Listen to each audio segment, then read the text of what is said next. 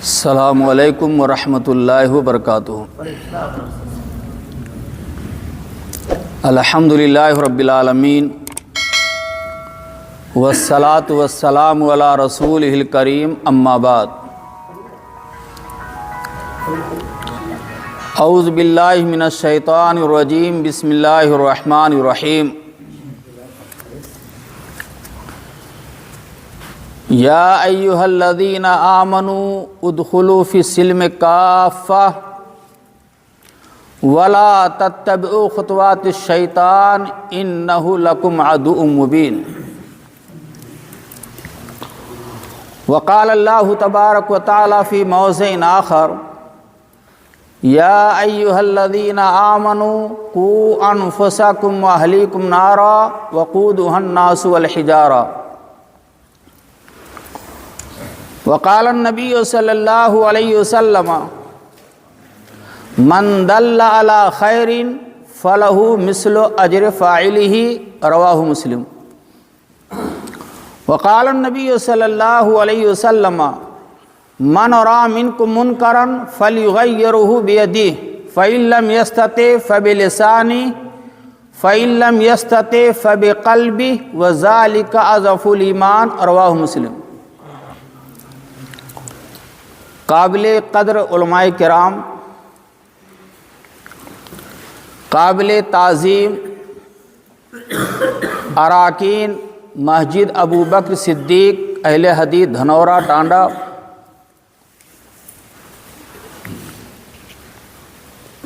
اور اراکین مقامی جمعیت اہل حدیث دھنورا ٹانڈا،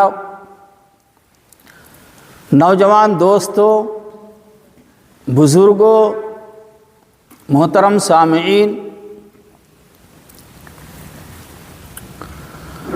اللہ رب العالمین ہمارا خالق ہے، مالک ہے، اور ہم سب اس کے بندے ہیں۔ اللہ رب العالمین کی ذات بابرکت ذات ہے۔ اللہ رب العالمین کے احسانات ہم بندوں پر بے شمار ہیں۔ ان نعمتوں کو اگر ہم شمار کرنا چاہیں، گننا چاہیں تو شمار نہیں کر سکتے، جیسا کہ اللہ رب العالمین کا ارشاد ہے، وَإِن تَعُدُّوا نِعْمَةَ اللَّهِ لَا تُحْصُوهَا۔ اس لیے سب سے پہلے ہم اللہ رب العالمین کی تعریف، بڑائی، کبریائی بیان کرتے ہیں، جو ہمارا خالق ہے، مالک ارض و سما ہے، خالق کائنات ہے، رب العالمین ہے، رب کریم ہے، غفور ہے، سمیع ہے، لطیف ہے، رحمان ہے، رحیم ہے، الغرض بے شمار صفات کا حامل ہے۔ اللہ رب العالمین کے لیے حمد و ثنا، جو اپنی توحید ربوبیت، توحید الوہیت اور توحید اسماء و صفات میں یکتا، منفرد اور بے مثال ہے۔ اللہ رب العالمین کی جتنی بھی تعریف کی جائے، جتنی بھی حمد و ثنا بیان کی جائے، کبریائی بیان کی جائے، کم ہے۔ ہم صرف اتنا کہہ سکتے ہیں، الحمدللہ حمدن کثیرن طیبن مبارکن فی، سبحان اللہ وبحمدہ سبحان اللہ العظیم۔ اللہ کی ذات کے بعد اس روئے زمین پر ہم امت محمدیہ پر سب سے زیادہ احسانات جس کے ہیں، وہ نبیوں کے سردار، خاتم الانبیاء، محسن انسانیت، قائد اعظم، نبی رحمت، جناب محمد رسول اللہ صلی اللہ علیہ وسلم کے ہیں۔ اللہ کا پیغام ہم تک پہنچانے کے لیے بے شمار مصائب اور آلام کو برداشت کیا۔ مکی دور کا آپ مطالعہ کریں، سب سے قیمتی دولت توحید ہم تک اللہ کے رسول نے پہنچائی۔ جس کے پاس توحید نہیں، جس کے پاس اللہ کا کلام قرآن مجید نہیں، وہ سب سے محروم انسان ہے۔ تو اس نبی کے ذریعے سے ہم کو دین اسلام ملا ہے، لہذا اللہ کے رسول کے حقوق میں سے ایک بڑا حق یہ بھی ہے کہ جب ہمارے نبی صلی اللہ علیہ وسلم کا نام لیا جائے تو ہم اپنی زبان سے درود و سلام کا نذرانہ پیش کریں۔ قرآن مجید میں اللہ نے ارشاد فرمایا ہے، ان اللہ و ملائکۃ یصلون علی النبی یا ایھا الذین آمنوا صلوا علیہ وسلموا تسلیما۔ اور خود پیارے نبی صلی اللہ علیہ وسلم کا ارشاد ہے، من صلی علیہ واحدۃ صلی اللہ علیہ عشرا، کہ جو مسلمان مجھ پر ایک بار درود و سلام بھیجے گا بدلے میں اللہ تعالیٰ 10 رحمتیں نازل فرمائے گا۔ اور ایک حدیث میں پیارے رسول صلی اللہ علیہ وسلم نے یہاں تک فرما دیا ہے کہ سب سے بڑا بخیل وہ مسلمان ہے جس کے سامنے میرا تذکرہ ہو، میرا نام لیا جائے اور مجھ پہ درود و سلام نہ بھیجے۔ میرے بھائیو دوستو، مجھے جو موضوع دیا گیا ہے وہ ہے اصلاح معاشرہ۔ اس تعلق سے میں سب سے پہلے پیارے رسول صلی اللہ علیہ وسلم کی حدیث کی روشنی میں یہاں کے ذمہ داران حضرات کا اور مسجد ابو بکر صدیق دھورا ٹانڈا کے امام و خطیب فضیلت الشیخ محمد ایوب عمری حفظہ اللہ اور متولی حضرات اور مقامی جمعیت اہل حدیث کے تحت جو پروگرام اصلاحی دعوتی چل رہا ہے، میں سب سے پہلے ان کا شکریہ ادا کرنا چاہتا ہوں، اس لیے کہ پیارے رسول صلی اللہ علیہ وسلم کی ایک پیاری حدیث ہے، من لم یشکر الناس لم یشکر اللہ۔ جو لوگوں کا شکریہ ادا نہیں کرتا ہے وہ حقیقت میں اللہ کا شکرگزار بندہ نہیں ہو سکتا ہے۔ قابل مبارکباد ہیں یہاں کے نوجوان، کمیٹی کے ذمہ داران کہ جو اصلاح معاشرہ کے تعلق سے یہ دعوتی اور اصلاحی پروگرام منعقد کر رہے ہیں۔ مجھے اصلاح معاشرہ پر آپ کے سامنے گفتگو کرنی ہے۔ معاشرہ، لفظ معاشرہ کا ورڈ جو ہے میرے بھائیو، یہ ایک دوسرے کے ساتھ اٹھنے بیٹھنے، معاشرت اختیار کرنے، رہنے سہنے کا نام ہے۔ جہاں 10 آدمی رہتے ہیں، 10 افراد ہیں، 10 گھر ہیں، چھوٹے بڑے ہیں، ہر کوالٹی کے لوگ ہیں، مرد اور خواتین ہیں، جوان اور بوڑھے ہیں، اور آپس میں رہ کر کے اللہ کی عبادت میں لگے ہوئے ہیں، اسی افراد کا نام معاشرہ ہے۔ اور اصلاح معاشرہ کا مطلب یہ ہے کہ جب ہمارے سماج میں شرک کا بول بالا ہو جائے، جب ہمارے سماج اور معاشرے سوسائٹی میں بدعات کا رواج ہو جائے، جب ہمارے سماج اور محلے میں رسوم و رواج بام عروج پر ہو، جب ہمارے سماج میں لوگ کھلم کھلا شرک کا ارتکاب کر رہے ہوں، جب ہمارے سماج میں ہمارا نوجوان طبقہ اپنے والدین کی نافرمانیاں کر رہا ہو، جب ہمارے سماج میں ہمارا مسلمان بھائی اپنے علماء کے مقام اور اہمیت کو نہ سمجھ رہا ہو، بڑوں کی عزت نہ کر رہا ہو، چھوٹوں پہ شفقت بڑے لوگ نہ کر رہے ہوں، جب ہمارے سماج میں گناہ کبیرہ کا ارتکاب ہو رہا ہو،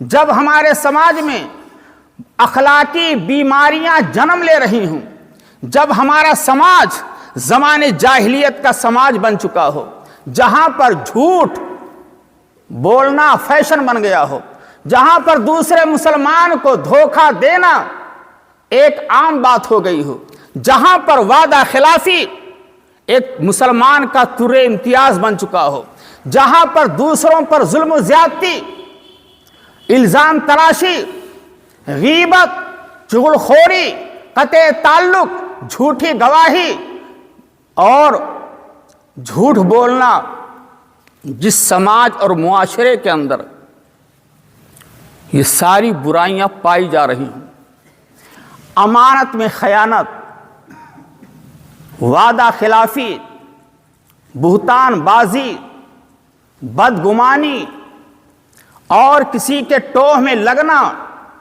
لان و تان کرنا، اپنے آپ کو بڑا سمجھنا، چھوٹوں کو حقیر سمجھنا اور ریاکاری کا مظاہرہ کرنا، شہرت طلبی، اپنے آپ کو سب سے بڑا سمجھنا اور عہدے کا گھمنڈ، مال و دولت کا گھمنڈ، پراپرٹی کا گھمنڈ، کمزوروں کو ستانا، میاں بیوی کا ایک دوسرے کے حقوق کو ادا نہ کرنا، والدین کا اپنی اولاد کے درمیان عدل و انصاف قائم نہ کرنا، ساس اور بہو کا جھگڑا، نند اور بھابھی کا جھگڑا، عورتوں کا بے حیائی، بے پردگی کا مظاہرہ کرنا، مسلمان مالدار کا شادی بیاہ میں فضول خرچیاں اور ہندوانہ رسم و رواج کو پھیلانا، لڑکیوں کو، بہنوں کو جائیداد میں حصہ نہ دینا، یہ ساری برائیاں جب کسی سماج اور معاشرے میں پائی جائیں تو فیصلہ کیجئے کہ معاشرے کی اصلاح ضروری ہے کہ نہیں ضروری ہے۔ قرآن مجید میں اللہ رب العالمین نے ارشاد فرمایا، اٹھائیے قرآن مجید اور سورہ تحریم کی آیت نمبر 6 اٹھائیے، اللہ رب العالمین نے واضح فرمایا، خطاب کسی غیر مسلم کو نہیں کیا ہے، خطاب اہل ایمان کو کیا ہے، گھر کے جو سرپرست ہیں، جو علماء ہیں، جو بارسوخ ہیں، گھر کے مکھیا ہیں، مسجد کے متولی ہیں، مسجد کے مدرسے کے ناظم و صدر ہیں، یا کسی بھی وبھاگ کے مالک ہیں، جن کے اندر پاور ہے، ان کو اللہ نے حکم دیا ہے۔ کیا فرمایا؟ یا ایھا الذین آمنو،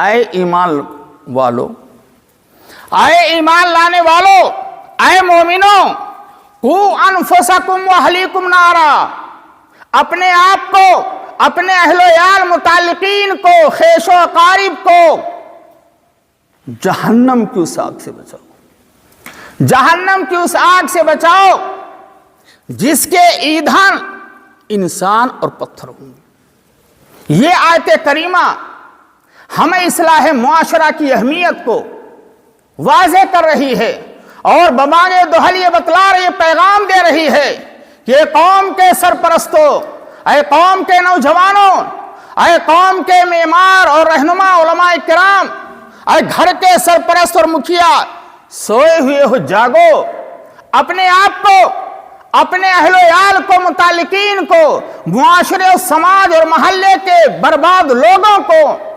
جہنم کی اس آگ سے بچاؤ جس کے ایندھن انسان اور پتھر ہوں۔ دوسری آیت کریمہ جو سورہ بقرہ کی ہے، آیت نمبر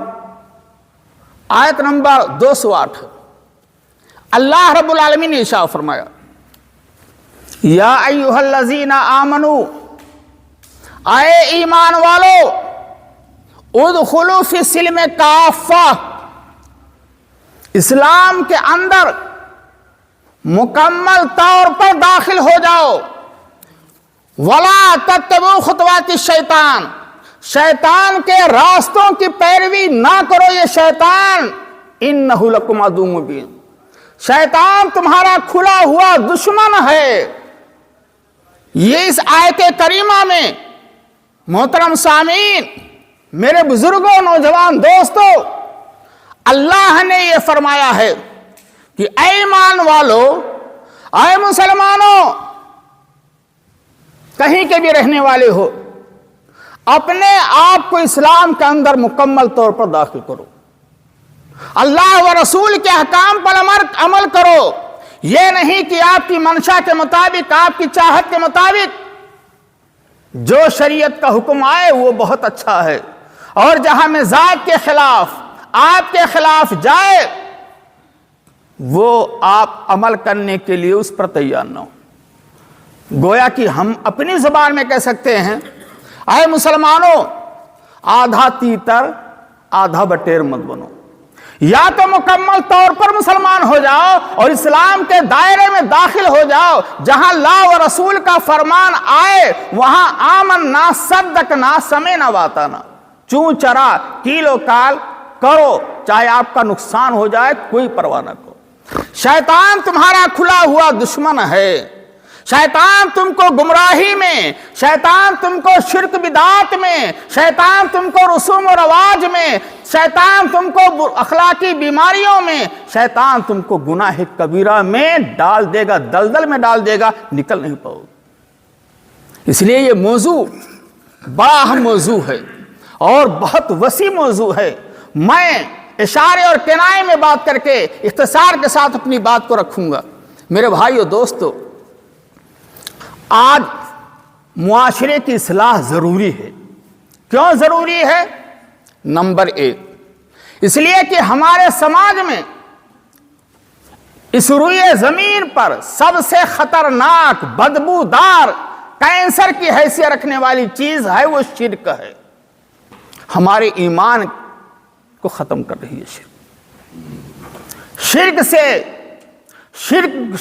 سے سماج کو، معاشرے کو دور کرنے کی ضرورت ہے۔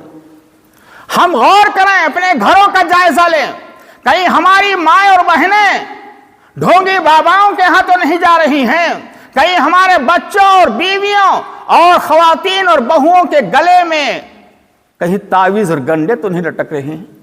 ہم غور کریں، یہ بھی شرک کی ایک قسم ہے۔ کہیں ہماری مائیں اور بہنیں بیماری سے شفا یابی کے لیے غیر اللہ کے سامنے جا کر کے سجدہ ریز تو نہیں ہو رہی ہیں، کہیں غیر اللہ کی چوکھٹ پہ جا کر کے غیر اللہ سے فریاد تو نہیں کر رہی ہیں۔ شرک سے بچیے، اپنے سماج کو بچائیے۔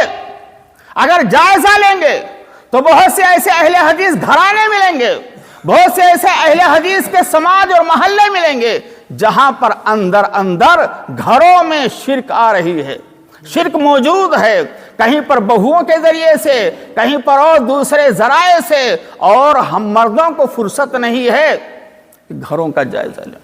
قرآن مجید میں اللہ رب العالمین نے ارشاد فرمایا، اِنَّهُ مَن يُشْرِكْ بِاللَّهِ فَقَدْ حَرَّمَ عَلَيْهِ الْجَنَّةَ وَمَأْوَاهُ النَّارُ، جو شرک کرے گا، جو شرک کا ارتکاب کرے گا، اللہ نے اس کے اوپر جنت کو حرام کرا دے دیا۔ گویا کہ جہنم واجب، جنت حرام، اور اس کا ٹھکانہ جہنم ہے، جہنم ہے۔ سورہ لقمان میں اللہ نے اور واضح کر دیا شرک کی قباحت کو، اور فرمایا ان الشرک لظلم عظیم، شرک بہت بڑا پاپ اور گناہ ہے۔ اور سورہ نساء میں اللہ نے فرمایا ان اللہ لا یغفر ان یشرک بہ ویغفر ما دون ذلک لمن یشاء، شرک کے علاوہ ہر ایک کی معافی کے لیے دروازہ کھلا ہوا ہے اللہ کا، لیکن شرک کی حالت میں اگر کوئی مر گیا تو اللہ تعالیٰ شرک کو معاف نہیں کرے گا۔ سورہ انعام ایک بہت مشہور سورہ ہے، اس میں 18 نبیوں کا تذکرہ ہوا ہے۔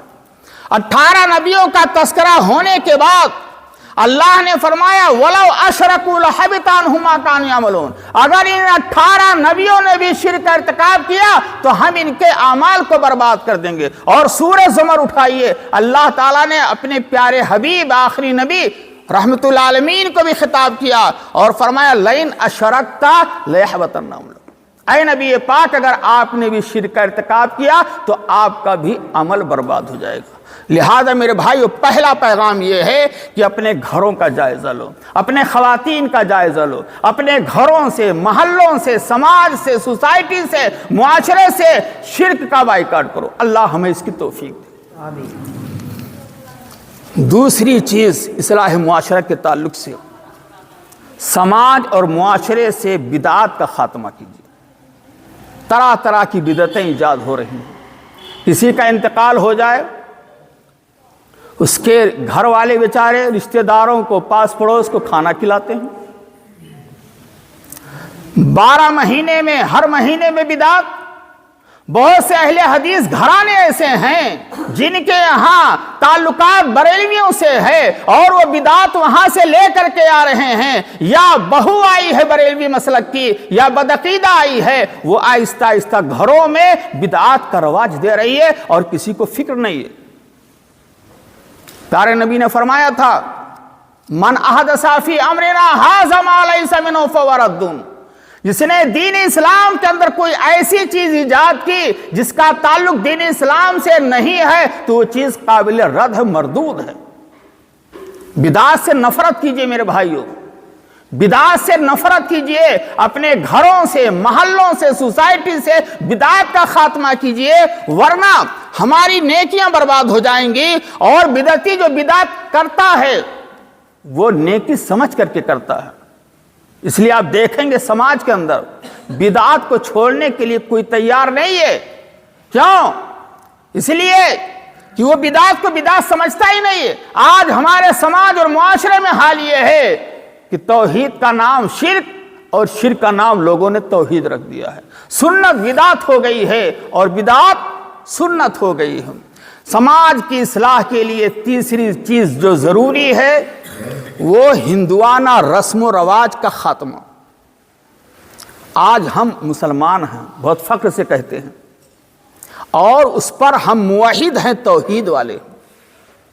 بات ذرا تلخ ہو جائے گی لیکن گوارا کیجیے گا، ہم مسلمان ہیں پلس ہم توحید والے ہیں، اہل حدیث ہیں، اور ہمارا تعلق دھوڑا ٹانا سے ہے، ضلع بریلی سے ہے، لیکن افسوس کی بات ہے کہ شادی بیاہ کو لے لیجئے، شادی بیاہ کو لے لیجئے، ہندوانہ رسم و رواج میں ہم جکڑے ہوئے ہیں۔ کہیں بیگم ناراض نہ ہو جائے، کہیں بیٹی ناراض نہ ہو جائے، کہیں رشتہ دار ناراض نہ ہو جائیں، ہم رسم و رواج چھوڑنے کے لیے تیار نہیں ہیں۔ کہیں پر شادی بیاہ کے لیے جو سادگی والا مذہب تھا، سادگی کا حکم دیا تھا، نکاح سادگی کے ساتھ کرو بغیر رسم و رواج کے، جس میں نہ بارات کا ہو تصور، نہ لین دین کا تصور ہو، نہ جہیز اور تلک کا تصور ہو، نہ گیسٹ ہاؤس طے کرنے کا تصور ہو۔ آج آپ دیکھیے میرے بھائیوں، ایک مسلمان، افسوس کی بات ہے، ہمارا سماج کتنا گیا گزرا ہو چکا ہے، کتنا گر چکا ہے، اور زمانے جاہلیت کا دور آ چکا ہے۔ ہم 600 روپے میں، 900 روپے میں ہم باراتیوں کے لیے، کھانا کھانے والوں کے لیے پلیٹ فکس کرتے ہیں، اور شادی بیاہ میں کمکمے گیسٹ ہاؤس کو بک کیا جا رہا ہے، اور وہاں پر جو منظر ہوتا ہے، اللہ کی قسم کتنی فضول خرچیاں ہو رہی ہیں۔ پلیٹ 600 روپے کا، ایک بچہ، ایک بوڑھا ہے، بیمار ہے، لیکن وہ جا رہا ہے ولیمے میں شادی کے نام پر، اور وہاں جا کر پلیٹ اٹھاتا ہے، 1-2 بوٹی لیتا ہے، اور اس کے بعد 600 روپیہ بن جاتا ہے۔ بتائیے پیسہ جو آ رہا ہے یہ اللہ کی بہت بڑی نعمت ہے، اس پیسے کو اڑایا جا رہا ہے، فضول خرچی کیا کے نام پر ہو رہا ہے۔ اس کا ذمہ دار کون ہے؟ مجھے بتائے کوئی۔ اور شادی بیاہ میں آپ دیکھیے، سب سے زیادہ باریک لباس پہنا کر کے، نیم اڑیا لباس پہنا کر کے کون لے جا رہا ہے شادی میں، گیسٹ ہاؤس میں؟ کوئی غیر مسلم نہیں لے جا رہا ہے، گھر کا مکھیا لے جا رہا ہے، کہیں بھائی بائک پر بٹھا کر لے جا رہا ہے، کہیں باپ لے جا رہا ہے، کہیں گاڑیوں سے لے جا رہا ہے، نیم اڑیا لباس ہیں، کوہنی بھی کھلی ہوئی ہے، سینہ بھی کھلا ہوا ہے، اور اوپر سے کریم پاؤڈر ہے، اور بیوٹی پارلر سے لیس ہے۔ اپنے ساتھ لے جا رہے ہیں، مرد اور خواتین کا اختلاط ہے، ایک ساتھ کھانا کھا رہے ہیں، اور اس پر افسوس کم ہے۔ مجھے تو افسوس اس بات پر ہے کہ ہماری غیرت کہاں گئی میرے بھائیوں، میرے بزرگوں۔ غیرت تو اس وقت ہمیں للکارتی ہے جب ہماری ماں اور بہنیں ہم دیکھ لیں کسی سے بات کرتے ہوئے اجنبی سے، تو ہماری ایمانی غیرت بھڑک اٹھتی ہے۔ اور شادی بیاہ میں، گیسٹ ہاؤس میں مردوں کے ساتھ میں بیٹھ کر کے کھانا کھاتی ہیں ہماری ماں اور بہنیں، اور ذرہ برابر ہماری غیرت بھڑکتی نہیں ہے۔ اور کھلانے والے کون ہوتے ہیں؟ اجنبی نوجوان لڑکے۔ اللہ اکبر، کہیں اللہ کا عذاب نہ آ جائے ایسے اہل حدیثوں پر۔ تف ہے ایسا اہل حدیث بننے سے، تف ہے۔ بریلویوں میں اور ہمارے میں کیا فرق رہ گیا؟ ہندوؤں میں، غیر مسلموں میں اور ہمارے میں فرق کیا رہ گیا؟ ذرا سوچئے، نیم اریا لباس ہم پہنا رہے ہیں، مخلوق مجلسوں میں ہم لے جا رہے ہیں، فضول خرچیاں ہم کر رہے ہیں، شادی بیاہ کی فضول خرچیاں، رسم و رواج مگنی کی، اور اس کے بعد زیورات۔ آپ پورا تصور کیجئے شادی کا، 1-2 لاکھ میں شادیاں ہونے والی نہیں ہیں۔ شادی ہو رہی ہے لڑکے کی، گھر کا مالک پریشان ہے، سارے گھر والوں کو قیمتی کپڑا دے، اپنے گھر والوں کے لیے انتظام کرے، پھر جہاں لڑکی کی شادی ہو رہی وہاں کرے۔ لڑکیوں کی طرف سے بھی فضول خرچیاں اور لڑکوں کی طرف سے فضول خرچیاں۔ ایسے ایسے ہم نے اللہ کی قسم ولیمے میں دیکھے ہیں، جو نام ہے بہت اچھا، بہت اللہ والے ہیں، لیکن میں نے دیکھا ہے کہ وہاں پہنچنے والے بھی اللہ والے ہیں۔ 600 روپے کا پلیٹ ہے، 900 روپے کا پلیٹ ہے۔ یہ اللہ والوں کے مجلسوں کا حال ہے، اور وہاں مخلوق مجلسیں ہیں، مرد اور عورت ایک ساتھ کھا رہے ہیں، کوئی شرم و حیا نہیں، کوئی شرم و حیا نہیں۔ اذا لم تستح فاصنع ما شئت، جب شرم و حیا ڈوب جائے، شرم و حیا کا جنازہ نکل جائے، تو جو چاہو جو کرو۔ اس کو نیوتا کہتے ہیں۔ میرے بھائیو دوستو، یہ رسم و رواج، یہ بارات کا جانا، یہ لین دین اور جہیز و تلک، اور یہ مگنی کے طور پر ایک شادی 2 شادی کے برابر خرچہ، اس کو سماج سے بائیکاٹ کیجئے۔ ایسے ولیمے میں مت جائیے۔ ولیمہ کہتے ہیں سنت ہے، لیکن جہاں خرافات ہو، شادی ہو یہ دھوم دھام سے، اور ولیمے کی دعوت مولانا اسی لے جائیں گے۔ شادی کرنے والے کو دیکھا جائے کیسا ہے۔ میں سمجھتا ہوں کہ اگر مالدار طبقہ بائیکاٹ کر دے، اور میں سمجھتا ہوں اگر مساجد کے ائمہ بائیکاٹ کر دیں، کوئی نکاح نہیں پڑھائے گا، کوئی نہیں جائے گا، تو انشاءاللہ معاشرے کی اصلاح ممکن ہے، ورنہ تقریروں سے کوئی فائدہ نہیں۔ ہم تقریر کریں اور ہم نہ جائیں، دوسرا مولوی چلا جائے۔ مالداروں نے سماج کو برباد کیا ہے۔ یہ قیمتی پیسے مولوی کو تنخواہ دینے کے لیے نہیں ہے، اور دینی مدارس میں دینے کے لیے پیسہ نہیں ہے۔ اگر چندے کے لیے کوئی آ جائے، مولانا حالات بڑے خراب ہیں۔ آپ جانتے ہیں لاک ڈاؤن ہے، آپ رمضان سے پہلے آ گئے، 10,000 15,000 میں آپ نے مسجد کے امام کو خرید لیا ہے، جو چاہتا حکومت کرتا ہے، اور اس کے بعد معمولی تنخواہ۔ اتنی مہنگائی ہے میرے بھائی، اتنی مہنگائی ہے۔ آپ جائیے دوسری قوم بھی دیکھیے، ان کے رہبروں کا حال کیا ہے۔ آج علماء کی بے عزتی ہو رہی ہے، علماء کے ساتھ ہمارا اچھا برتاؤ نہیں ہے، اور اس کے بعد کہہ رہے ہیں سماج خراب ہو رہا ہے، مالداروں نے خراب کیا ہے۔ میرے بھائیو دوستو، ہمارے سماج کی اصلاح، معاشرے کی اصلاح اگر چاہتے ہیں، تو ہمارے جو نوجوان لڑکے لڑکیاں ہیں، ان کے حرکات و سکنات پر گہری نظر رکھنے کی ضرورت ہے۔ خاص طور پر شیطان کا ہتھیار جو ہم نے دے دیا ہے گھروں میں، جس کا نام اسم گرامی موبائل ہے۔ موبائل ہم نے ہاتھوں میں دے دیا شیطان کا اوزار، اور ہم یہ نہیں سوچتے ہیں کہ ہمارا نوجوان لڑکا، اس کے جذبات ہیں، ہماری نوجوان بیٹی، اس کے ہاتھ میں موبائل ہے۔ موبائل کا استعمال کیسے ہو رہا ہے، لڑکا کیسے کر رہا ہے، لڑکی ہماری پڑھنے جا رہی ہے کالج میں، اس کے تعلقات کیسے ہیں، ہم ذمہ دار ہیں، باپ ہیں، سرپرست ہیں، کبھی ہم کو اس بات کی توفیق نہیں ہوتی ہے کہ لاؤ لڑکے کا، نوجوان لڑکی کا موبائل ہم چیک کر لیں۔ 12 بجے رات تک، 1 بجے رات تک میسج ہو رہے ہیں۔ اور آج سماج میں اہل حدیث نوجوانوں کا حال یہ ہے کہ ننگی تصویریں، گانے، ننگی فلم وغیرہ دیکھا جا رہا ہے میرے بھائیو۔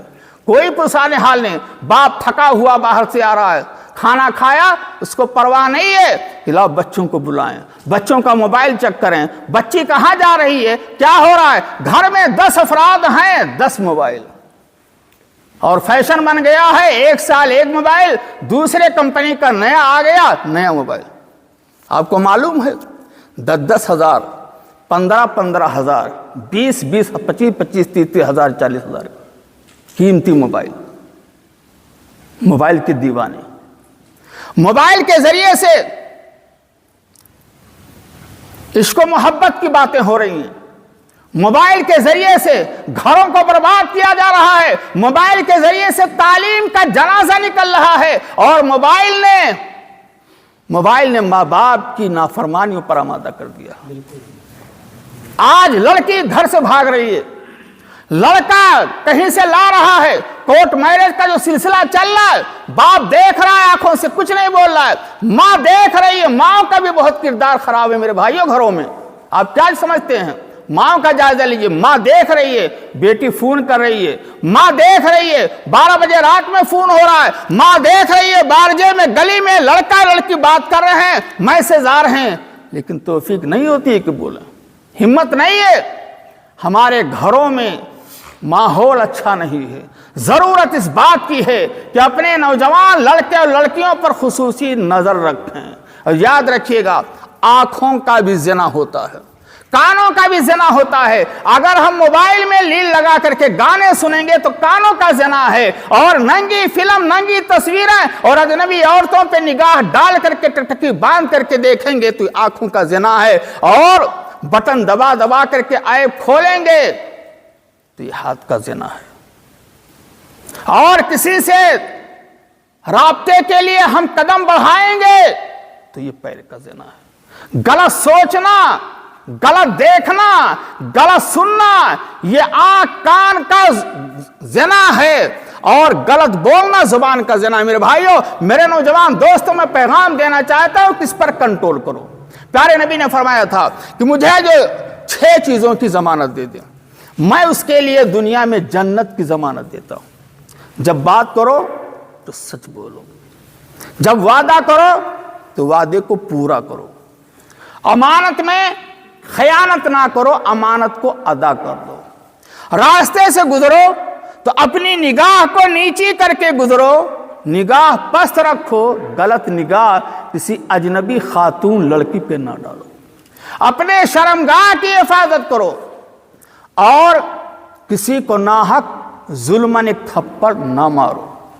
یہ 6 چیزیں ہیں، 6 چیزوں کی جو ضمانت دے دے میں اس کے لیے دنیا میں جنت کی ضمانت دیتا ہوں۔ اور ایک حدیث صحیح بخاری کی ہے، پیارے رسول نے فرمایا جو مجھے 2 چیزوں کی ضمانت دے دے، زبان کی اور شرمگاہ کی، دونوں جبڑوں کے بیچ میں زبان اور دونوں ٹانگوں کے بیچ میں شرمگاہ کی ضمانت دے دے کہ میں غلط استعمال نہیں کروں گا، میں اس کے لیے دنیا میں جنت کی ضمانت دیتا ہوں۔ اللہ، آپ غور کیجئے، زبان گوشت کا لوتھڑا ہڈی نہیں ہے، اور شرمگاہ بھی گوشت کا لوتھڑا ہے، لیکن دونوں کے دو ناحیے ہیں، خطرناک بھی ہے اور بہت قابل احترام بھی۔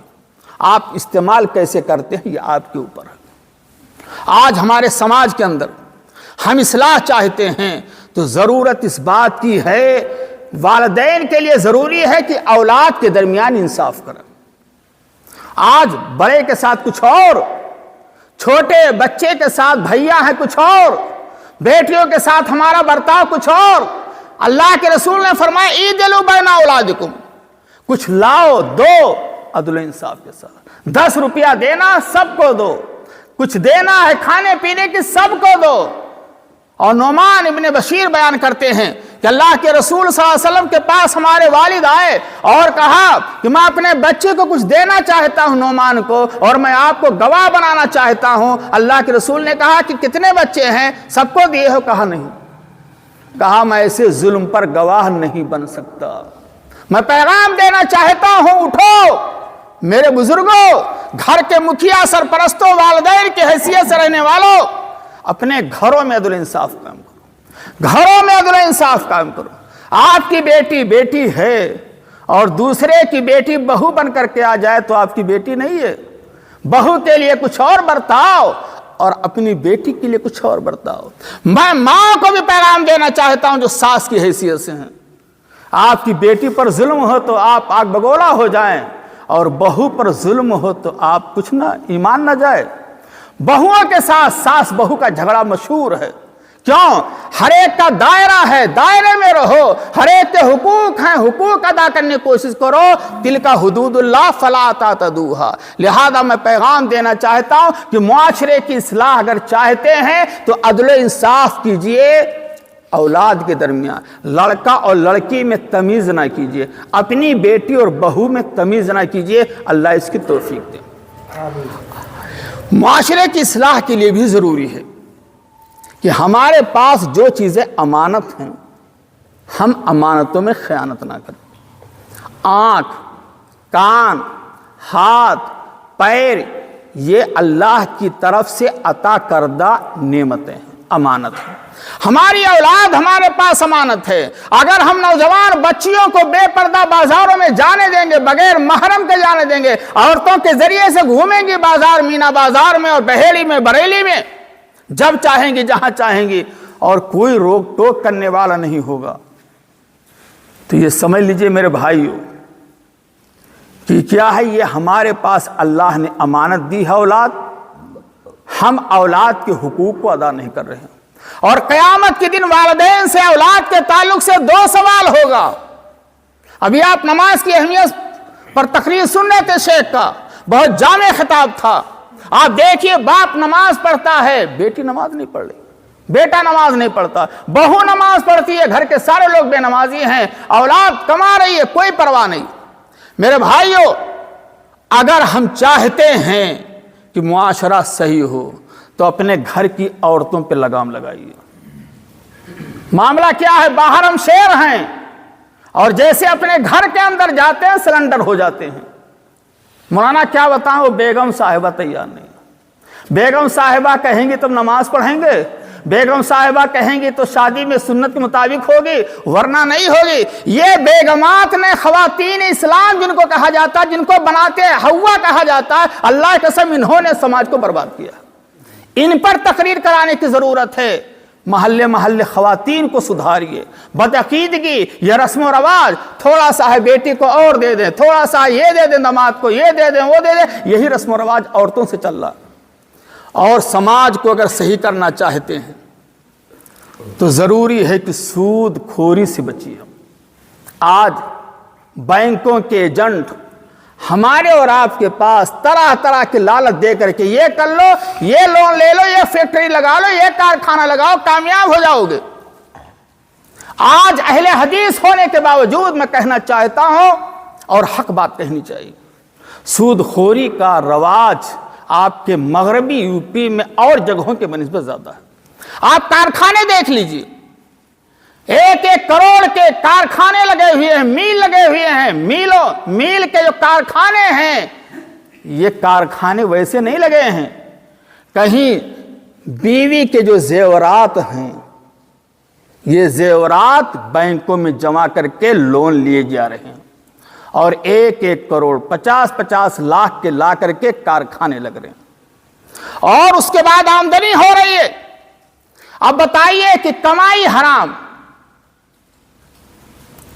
جو طریقہ ہے وہ بھی حرام، اور قرآن میں تو اللہ نے کہہ دیا ہے کہ اگر سود خوری نہیں چھوڑتا ہے کوئی، سماج کے لوگ نہیں چھوڑتے ہیں سود اور لون کو، فَإِن لَمْ تَفْعَلُوا فَأْذَنُوا مِنَ اللَّهِ وَرَسُولِهِ، وہ تیار ہو جائیں اللہ اور رسول سے جنگ کرنے کے لیے۔ اور اللہ کے رسول صلی اللہ علیہ وسلم نے صحیح مسلم کی حدیث ہے، بہت مشہور حدیث ہے، اللہ کے رسول نے لعنت بھیجی ہے، حدیث کے الفاظ ہیں لعنا رسول اللہ صلی اللہ علیہ وسلم آکل الربا وموکلہ وکاتبہ وشاہدہ وقال ہم سوا۔ اللہ کے رسول نے کہا اللہ کی لعنت ہو سود لینے والے پر، سود دینے والے پر، صرف لینے والے پہ نہیں، دینے والے پر بھی، اور دینے والے پر نہیں، لکھنے والے پر، منشی گیری کرنے والے پر، گواہی دینے والے پر، اور کہا گناہ کبیرہ میں سب برابر ہیں۔ اتنا خطرناک، اللہ سے جنگ کر رہے ہیں۔ بتائیے اگر کوئی سودی کاروبار کر رہا ہے، سسٹم سے اپنا کاروبار کر رہا ہے اور کروڑوں کا مالک ہو گیا ہے، بتائیے مدرسے میں چندہ دے گا تو مدرسے میں نتیجہ اچھا نکلے گا؟ مسجد میں امام مسجد میں دے گا تو بتائیے اللہ کے دربار میں قبول ہوگا؟ مجھے وہ حدیث یاد آتی ہے صحیح مسلم کی، بہت پیاری حدیث آپ کے سامنے رکھنا چاہتا ہوں۔ اللہ کے رسول صلی اللہ علیہ وسلم نے ارشاد فرمایا کہ ایک آدمی سفر کی حالت میں ہوتا، بال پراگندہ ہیں، کپڑے گردالود ہیں، مسافر ہے، مسافر کی دعا قبول ہوتی ہے، رد نہیں ہوتی ہے، لیکن مسافر ہے، اللہ کے دربار میں آتا، حاضری دیتا ہے اور دربار الہی میں اپنے دونوں ہاتھوں کو اٹھاتا ہے اور کہتا ہے یا ربی یا ربی، اے میرے رب میری دعا سن لے، رو رہا ہے، آنکھوں سے آنسو گرا رہا ہے، لیکن اللہ کے رسول فرماتے ہیں اس کی دعا قبول نہیں ہو رہی۔ کیوں؟ وجہ کیا ہے؟ مطعمہ حرامون، اس کا کھانا حرام کمائی کا، ومشرب حرامون، اور اس کا پینا حرام کمائی کا، جو کھا رہا ہے بریانی اور جو مرغ مسلح اڑا رہا ہے سب حرام کمائی کا، اور اس کا پینا جو مشروبات استعمال کر رہا، لسی پیپسی ٹھنڈا، سب حرام کمائی کا، وملبس حرام، جو اسٹینڈرڈ قیمتی کپڑا شادیوں میں پہنا رہا اپنی بچوں کو اولاد کو، وہ بھی حرام کمائی، وغذی بالحرام، اور حرام مال سے اس کی باڈی کی پرورش ہو رہی ہے، فانا استجاب۔ تو بتائیے ایسا آدمی جس کا کھانا حرام ہو، جس کا پینا حرام کمائی کا ہو، اور جس کا لباس حرام کمائی کا ہو، اور اس کی پرورش بھی حرام کمائی کی ہو، تو ایسے آدمی کی دعا کیسے قبول ہو سکتی ہے؟ لہذا میرے بھائیو، صحیح بخاری کی حدیث سے پیارے نبی نے فرمایا تھا کہ ایک زمانہ ایسا آئے گا لوگوں پر کہ لوگ حلال و حرام کی تمیز کھو دیں گے، حلال و حرام کی تمیز کھو دیں گے۔ مال آنا چاہیے چاہے جیسے آئے، حلال ہو یا حرام۔ آج مسلمانوں کو اپنے مدرسوں سے محبت نہیں ہے، آج مسلمانوں کو اپنے علماء سے محبت نہیں ہے، آج مسلمانوں کو اپنے مساجد سے محبت نہیں، دین و سنت سے محبت نہیں، تب کس سے محبت ہے؟ آج مسلمانوں کو مال اور دولت سے محبت ہو گئی، مال کے خاطر اپنے سگے بھائی کو کہ گردن اڑا رہا ہے، مال کے خاطر اپنے باپ کو مار رہا ہے تاکہ جلدی سے جائیداد میں حصہ مل جائے، وارث بن جائیں، اور مال کی خاطر لڑائیاں جھگڑے ہو رہے ہیں۔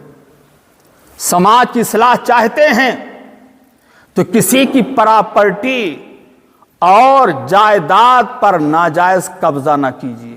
آج ہمارے سماج جو گندا ہو چکا ہے، ہمارا معاشرہ جو سب سے بربادی کے دہانے پر ہے، اس میں ایک چیز یہ بھی ہے کہ جو جیسا پایا جس کا پایا دبا لیا، دینے کا نام نہیں لے رہا۔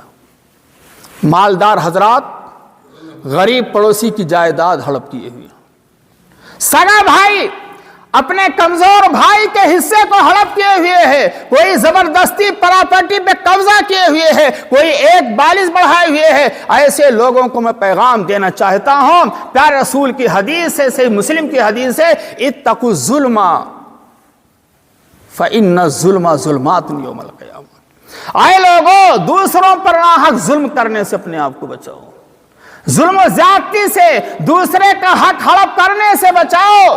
قیامت کے دن یہ ظلم و زیادتی تاریکیاں لائے گا، آپ کے راستے تاریک ہو جائیں گے۔ اور ایک حدیث میں پیارے نبی صلی اللہ علیہ وسلم نے یہاں تک فرمایا تھا کہ جس نے کسی بھائی مسلمان بھائی کی ایک بالش زمین ہڑپ کی ہے، ایک بالش زمین، قیامت کے دن اس کے گلے میں اتنے حصے کا توق ڈالا جائے گا۔ اور ایک روایت میں آتا ہے کہ جتنا ہڑپ کیا ہے اتنے حصے میں اس کو دھنسایا جائے گا، چل دھنستا جا۔ اور یہ سب کس لیے کیا تھا؟ اپنی اولاد کی دنیا بنانے کے لیے۔ میرے بھائی اور بزرگوں، میں پیغام دینا چاہتا ہوں آج کے اس خطاب کے ذریعے سے کہ اللہ کے واسطے اپنی اولاد کی دنیا اور پراپرٹی بنانے کے لیے، اپنی اولاد کی بلڈنگ بنانے کے لیے، اپنی اولاد کا بینک بیلنس زیادہ کرنے کے لیے اپنی آخرت کو برباد مت کیجیے گا، ورنہ یہ اولاد جس کے لیے آپ رات و دن مر رہے ہیں، یہ اولاد اللہ کی قسم مرنے کے بعد آپ کے کام نہیں آئے گی، مرنے کے بعد آپ کے کام نہیں آئے گی۔ آج ہمارے سماج کے اندر الزام تراشیاں بہت ہو رہی ہیں، معمولی بات پر کردار کشی ہو رہی ہے، معمولی بات پر اگر آپس میں علماء کا انتشار ہو جائے، کسی متولی سے انتشار ہو جائے، جھگڑا ہو جائے، تو علماء کی کردار کشی، بزرگوں کی کردار کشی، اور اس کے سارے خدمات اور احسانات پر پانی پھیر دیا جاتا ہے۔ الزام تراشیاں مردوں سے زیادہ عورتوں میں، کہیں شادی ہو رہی ہے، رشتہ طے ہو رہا، دوسرے نے جا کے الزام لگا دیا کہ آپ کی بیٹی ایسی ہے، آپ کا بیٹا ایسا ہے۔ یہ الزام تراشیاں، بہتان بازیاں، یہ گناہ کبیرہ ہے، اور سماج جو ہے ایک دم بربادی کے دہانے پر ہے۔ آپ دیکھیں گھروں میں یہ چیزیں موجود ہیں، شادی بیاہ کو کینسل کرا دیا جاتا ہے اور داغ اور دھبا لگا دیا جاتا ہے الزام تراشی کا۔ اللہ تعالیٰ نے سورہ نور کے اندر ارشاد فرمایا، ان الذین یرمون المحصنات الغافلات المؤمنات لعنوا فی الدنیا والآخرہ۔ بڑی اہم حدیث، پیاری آیت ہے۔ کیا فرمایا؟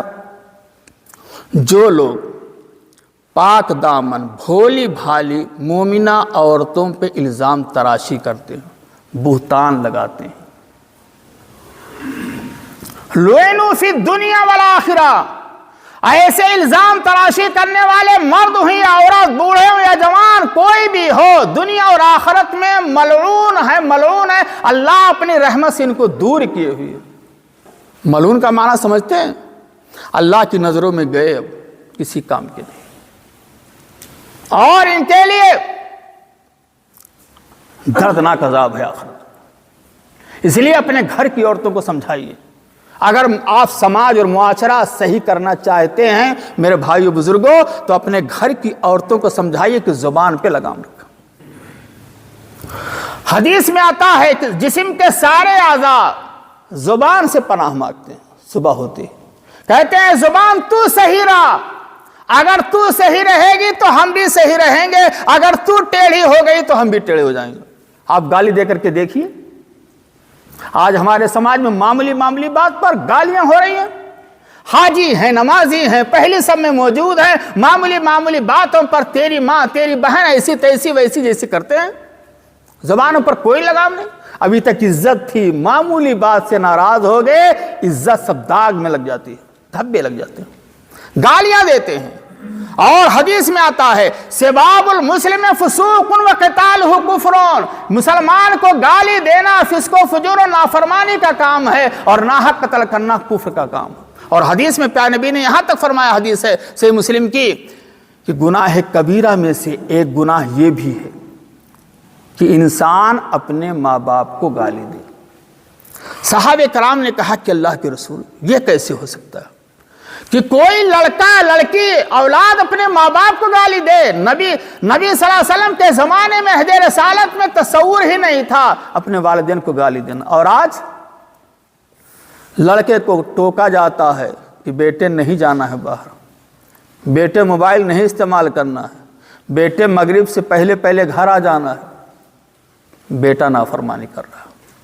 حتیٰ کہ ہم نے آنکھوں سے دیکھا ہے، بیٹے نوجوان بیٹے کی شادی ہو جاتی ہے، بیوی کی محبت میں اتنا دیوانہ ہو جاتا، فریفتہ ہو جاتا ہے کہ ماں، بوڑھی ماں کو بھول جاتا ہے اور کہتا ابا اماں آپ بات پہ ہم کو روکتے ہیں، ٹوکتے ہیں، اب ہمارا چولہا الگ، آپ کا چولہا۔ ایسی بوڑھی ماں جو جسم کانپتا تھر تھراتا ہے، 60 سال کی 65 سال کی ہو چکی ہے، بوڑھی ماں اور بوڑھا باپ بیچارہ روٹی سیک رہے ہیں، بنا رہے ہیں، اور نوجوان لڑکا آرام کی زندگی گزار رہا ہے، اور بہو کہتی ہے کہ ہم ساس کے ساتھ سسر کے ساتھ رہنے کے لیے تیار نہیں، شہر میں رہیں گے، جب گھر الگ کرو گے تب ہم آئیں گے میکے سے، ورنہ آپ اپنا راستہ لیجیے۔ اور یہ نادار، یہ نافرمان शौहर की हैसियत से अपने वालिदैन का नाफरमान लड़का बीवी की बात मान लेता है और माँ और बाप की बात ठुकरा देता है। जबकि हदीस में आता है कि माँ का मुकाम बाप के मुकाबिल में 3 गुना है। बाप जो है ये जन्नत है, ये जन्नत का दरवाजा है, तो माँ जन्नत है। अगर दरवाजा नहीं खुलेगा तो अल्लाह की कसम घर में दाखिल नहीं हो सकते हो जन्नत में। और जब तक माँ की इताअत नहीं करोगे, खिदमत नहीं करोगे, जन्नत में नहीं जा सकते हो। उलमा ने लिखा है कि माँ का मुकाम 3 गुना है। वजह क्या है आप जानते हैं? 9 महीने तक माँ ने हमको और आपको पेट में रखा। 9 महीने तक सोचिए, तसव्वुर कीजिए, हमल की मुद्दत 8-9 महीने तक रखा। लेटना, चलना, फिरना सब मुश्किल था, लेकिन हमारा ख्याल किया ताकि जनीन को कोई तकलीफ ना होने पाए। 9 महीने तक इसमें बाप शामिल नहीं, ये माँ का पहला हक। और दर्दे ज़े डिलीवरी की तकलीफ को, पैदाइश की तकलीफ को, दर्दे ज़े को मौत और हयात का मसला था, तने तनहा माँ ने बर्दाश्त किया, बाप शामिल नहीं है, माँ का दूसरा हक।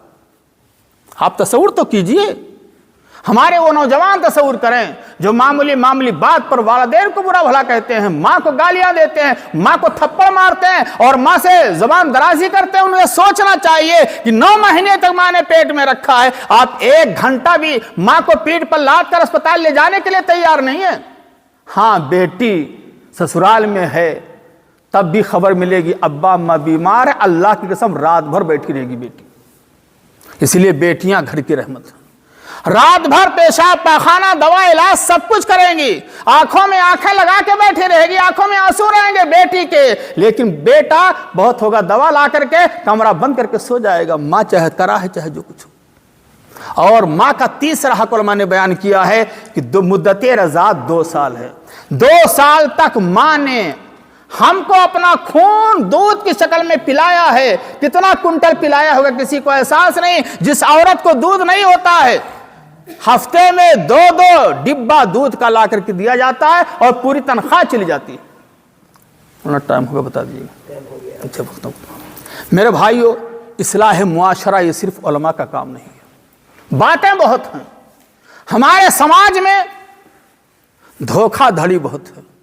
चावल दिखाया कुछ और क्वालिटी का, दिया जा रहा है कुछ और। दूध दिया जा रहा है 1-2 दिन अच्छा और उसके बाद फिर मिलावट।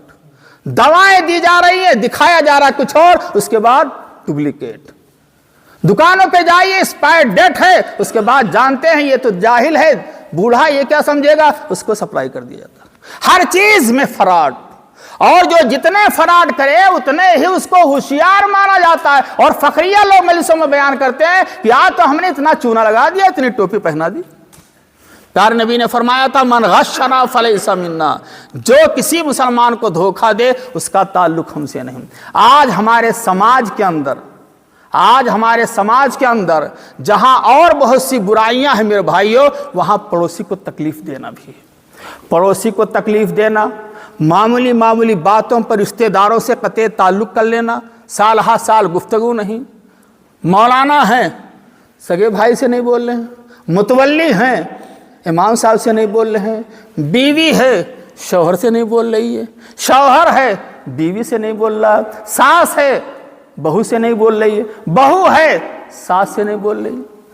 हालांकि सब हज भी कर चुके हैं, उम्रा भी कर चुके हैं, पहले सब में रहने वाले भी, लेकिन समाज और मुआशरे का क्या हाल है, जरा गहराई से जायजा लीजिए, बात तल्ख हो जाएगी मेरे भाइयों। कतई ताल्लुक हमारे समाज के अंदर पाया जा रहा है और हम अपने आप को अहले हदीस कहते हैं। प्यारे रसूल ने फरमाया था, सही बुखारी के हदीस है, ला यदखुल जन्नत कातिउ रहमिन, मामूली बात हो जाए 3 दिन तक इशार जायज है, कतई ताल्लुक करने वाला जन्नत में अव्वले वक्त में दाखिल नहीं होगा। लिहाजा रिश्तेदारी को निभाइए, कोई बात हो जाए सलाम कलाम रहना चाहिए, दिल में कोई बात नहीं रखनी चाहिए। इंसान है, चंद रोज की जिंदगी है। और मैं जो पैगाम आखिरी देना चाहता हूं मेरे भाइयों, ये दुनिया फानी है। अगर आपकी जात दूसरों के लिए मुफीद है तो बेहतर समझिए। अगर आपकी जात से किसी को ठेस और तकलीफ पहुंच रही है तो अल्लाह के वास्ते हाथ जोड़ता हूं कि अगर आपकी जात से किसी को तकलीफ पहुंची है तो माफी मांग लीजिए। موت کا کچھ پتہ نہیں کس گھڑی آ جائے اور آپ کی زندگی کا بلبلہ بجھ جائے۔ معافی مانگیے، اور معافی مانگنے میں شرمانا نہیں چاہیے، اور سلام میں آگے بڑھیے۔ پیارے نبی نے فرمایا خیر ما یبدؤ بالسلام، اگر کوئی نا اتفاقی ہو جائے 3 دن تک آپ غصہ رکھ سکتے ہیں، بہتر وہ ہے جو سلام کرنے میں پہلے کرے۔ تو قطع تعلق ختم کیجیے، صلہ رحمی کا رواج دیجیے، رشتہ داروں کو بلائیے، اور پڑوسی کو تکلیف نہ دیجیے۔ یہی بات بیان کر کے میں ختم کرتا ہوں۔ اللہ کے رسول کی حدیث سے، بخاری کی حدیث ہے، آپ نے ارشاد فرمایا تھا، 3 مرتبہ قسم کھا کے فرمایا تھا، واللہ لا یؤمن، واللہ لا یؤمن، واللہ لا یؤمن، اللہ کی قسم وہ مومن نہیں، مومن نہیں، مومن نہیں۔ صحابہ کرام نے پوچھا کون؟ آپ نے فرمایا الذی لا یامن جارہ بوائقہ، وہ مسلمان جس کی شرارتوں سے اس کا پڑوسی مطمئن نہ ہو۔